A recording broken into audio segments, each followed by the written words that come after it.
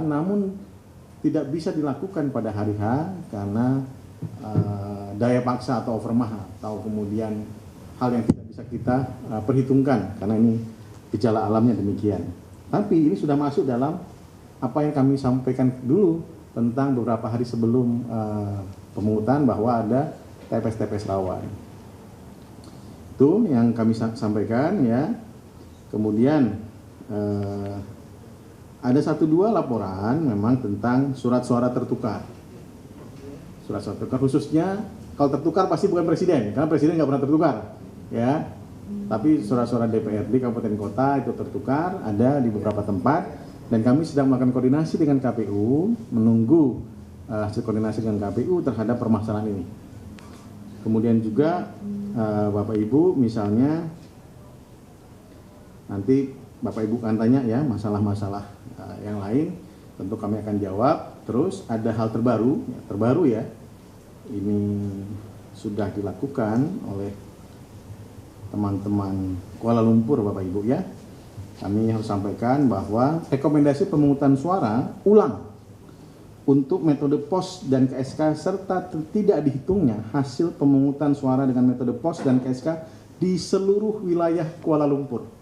Rekomendasi Panwas Kuala Lumpur menyatakan demikian.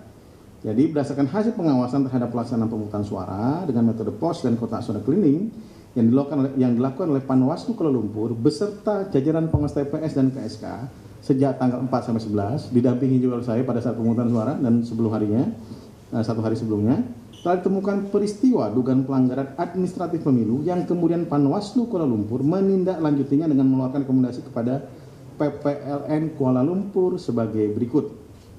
Tidak menghitung hasil pemungutan suara dengan metode pos di seluruh wilayah Kuala Lumpur. Tidak menghitung hasil pemungutan suara dengan metode kotak suara keliling KSK di seluruh wilayah Kuala Lumpur.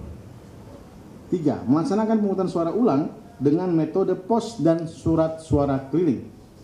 Pelaksanaan pemungutan suara ulang, rekomendasi keempat, sebagaimana dimaksud huruf C, didahului dengan pelaksanaan pemutakhiran daftar pemilih untuk metode pos dan kotak suara keliling. Kemudian 5. Tidak menetapkan seluruh pemilih yang telah memberikan suara di tempat pemungutan suara pada saat melakukan pemungutan suara yang sudah memilih di TPS untuk tidak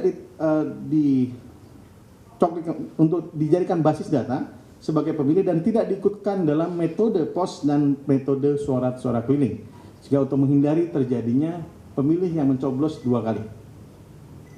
Kemudian mengevaluasi metode pos dan dengan pemilihan metode lain guna menghindari atau mengulangi kejadian yang sama.